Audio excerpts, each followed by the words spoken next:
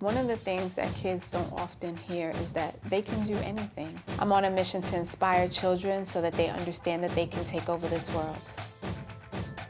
My name is Nadia Lopez. I'm the founding principal of Mott Hall Bridges Academy, a middle school located in the Brownsville section of Brooklyn. Beyond being a teacher and a principal, I'm a mother. These are my children.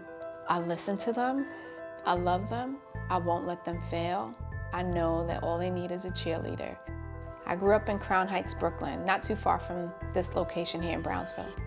I grew up surrounded by gangs, and our education system was pretty much the same. There were a lack of resources because of the neighborhood. When I first opened the school, I remember sitting with some of my young men, and I asked them, 5 or 10 years, where do you see yourself? I'm good if I make it 6 months, Ms. Lopez. I cannot understand how a child cannot see beyond 6 months. So I fight. I feel like it's my responsibility. And it really comes down to people not having the guts to do the right thing. So I opened up the school in 2010. We only had a total of 24 scholars when we opened up in September. And then by the following year, my reputation got out that I was no nonsense. We tripled our numbers, and we had 124 kids. If you are not well mentally, spiritually, physically, there's no way you can even focus on learning. It's been a couple of days since I've seen you both, and I just wanted to catch up. You know, I'm always here as a living guardian on behalf of both of your moms, and I want the best for you both, right? And so our goal is really to make sure nothing distracts you. When you have relationships with people who are willing to take you under your wing or take your child under the wing, it's so important. No one's asking the people who are successful, who are great educators, how to get it done. There's always this conversation about a broken system without anybody who is in education being part of the conversation. So recently I had a book release, The Bridge to Brilliance. It's a labor of love. It's what it means to be a mom, what it means to be a leader, the ups and downs, the moments that I've cried. What's going on? Well, I need to start working on promoting the book. Well, we got New York Times stuff. We have images from the program. We have the things you deal with as a single mom. Yeah. And I deal with bad stuff all the time. I Yeah. usually would get upset when somebody cries, but I know you get angry and smart when you cry.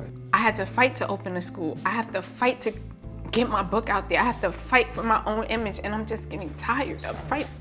You gotta take care of yourself. That's what I'm most concerned about, to be quite honest, is you. Oftentimes it's really hard to process what I've accomplished. Everything is happening at a rapid pace. You almost feel like you can't breathe sometimes. The only thing I can tell you is that I have tremendous faith. One of my scholars was walking down the streets in Brownsville. He was approached by Brandon Stanton, the founder of the popular blog Humans of New York. Brandon actually asked him initially, who influences you? And Vidal's response was, my principal. He tells him that I tell the kids that they matter, and that I tell them that there's a society when they get in trouble or they get suspended, pretty much they end up going to prison. And through that, Brandon said to me, what do you want? What do you want to be able to do? And the only thing I could think of was, I don't want them to have limitations in their life, so I want them to go to college. And Brandon said, okay, we'll just start a fundraiser. What was supposed to be the entire campaign of $100,000, that was reached in literally 45 minutes.